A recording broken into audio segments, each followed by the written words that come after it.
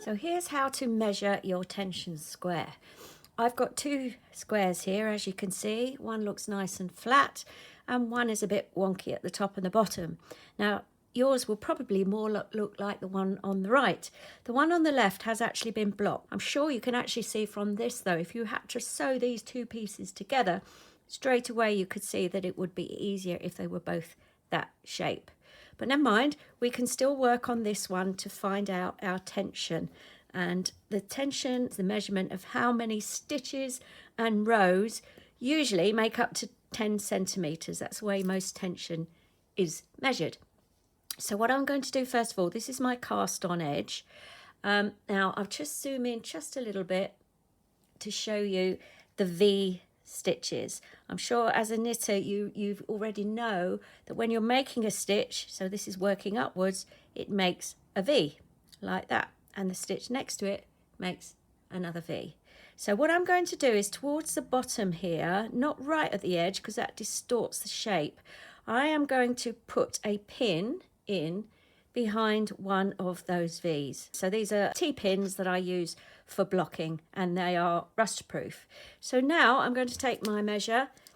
Just another useful hint for you. Tape measures of the normal type, sort of white ones, can actually stretch after time. So it is useful to use a metal one if you possibly can, and that's what I'm going to use here. Put the edge against that pin, vertically upwards without stretching, just unrolling gently until you reach the 10 centimetres there.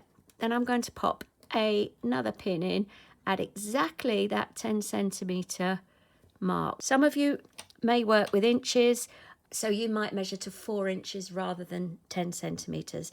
It doesn't make a huge amount of difference, but if you're working with centimetres in one place, then make sure you stick with it throughout. I'm just going to centre that a bit now I know where it needs to go. So that's the rows, 10 centimetres measured out. Let me just zoom out a bit now. So now I'm going to do the same thing on the sides. So I am going to put a pin. I really am an advocate of blocking your work before you do this, and you can see why now. So again, sort of in from the edge there, I will pop a pin right next to a hole. Remember, we're this way up, a whole V stitch. So there we go. And I'll get another pin ready and measure across from that pin. So that's trapped there, right across without stretching too much, and that's where my other pin is going to go, right there. Just straighten it up slightly. And now we've got our pins in to measure the 10 centimetres, and that means we can grab a pointed double-ended needle, because I'm going to count, but I'm going to do it by stretching the work out. I can do that now because my pins are nice and safe. So first of all, let's count across. Let's count the stitches we have in this 10 centimetres. Okay, so I'm starting here at the edge of these V stitches here. Okay, so let's do it this way up. So that's my first one.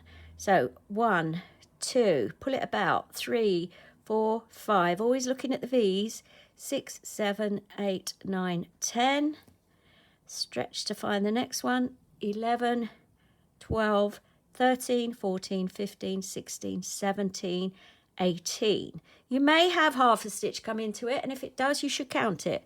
So there you go, mine's 18 stitches across this work, and now let's count the rows up. So I'm starting, if you like, if I'm starting with that stitch, let's assume I'm starting with that stitch and ending with that one there just under the T-pin. So this time I'm counting the rows, I'm counting upwards. 1, 2, 3, 4, 5. Stretch if you need to. 6, 7, 8, 9, 10. That's why a pointer is really useful for this, because you can stop and move about. 11, 12, 13, 14, 15, 16, 17, 18, 19, 20, 21, 22, 23, 24, 25, 26, because I'm going to stop there at the top of that V, because I started a bit down. So 18 stitches by 26 rows was my tension on that. I'd just like to show you the difference between working it on a blocked one, and let's see if it comes out the same. I'll just zoom out again while I measure. So here we are, going straight up. This is so much easier. There is my 10, so I'll just pop like that. And the same this side, up that way. So I like to try next to a whole stitch. Let's go there.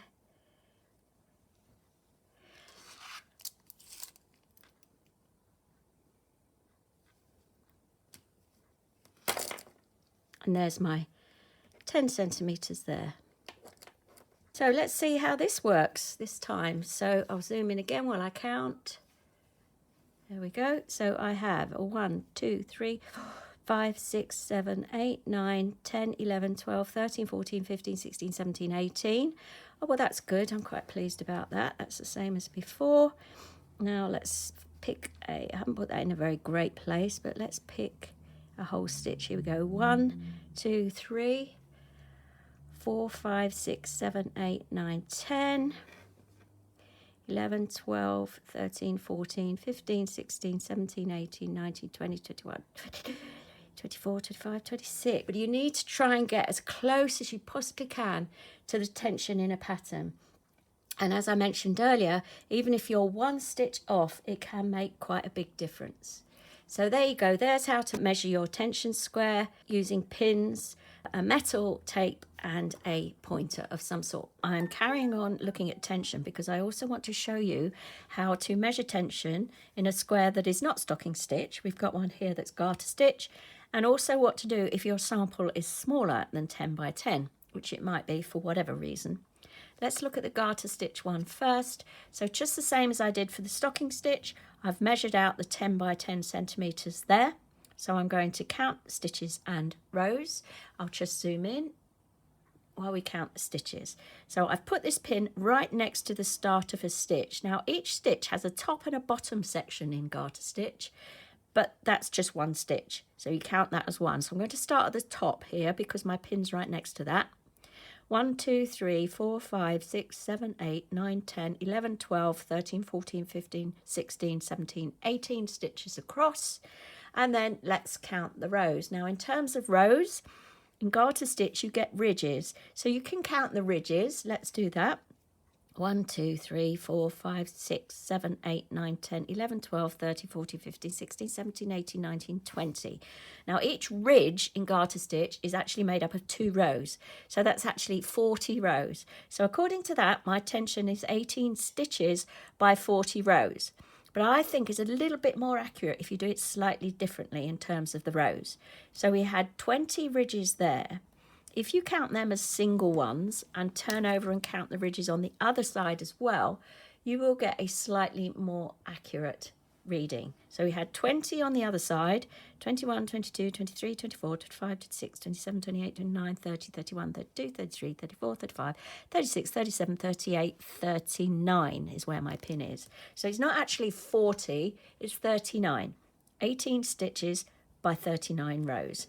So you can do it either way. Either count those as 2 or count them as 1 and count the other side as well. A useful thing to know about garter stitch is that the width of one stitch is approximately equal to the height of 2 rows. And that is why the number of rows is approximately double the number of stitches. So that's a fairly standard thing. It's only approximate, but that's how this has come out here. So what if you've got a square in a pattern that's smaller than 10 centimetres, but you still want to use it to measure? Now I've got one here that I did for Yarn Lane, and I only wanted a small sample, so I did a small sample there. So what I've done here is measure just 5 centimetres across and 5 centimetres up. Now, the thing about a stitch pattern is if you know how many repeats, how many stitches there are in each repeat, that's really helpful for you when you're counting. So I know that from there, the bottom of that bobble there to there, there's 4 stitches between there. So I've got 1, 2 lots of 4, so that's 8, plus this one stitch here at the bottom of this bobble is 9 in 5 centimetres. So again, that gives me 18.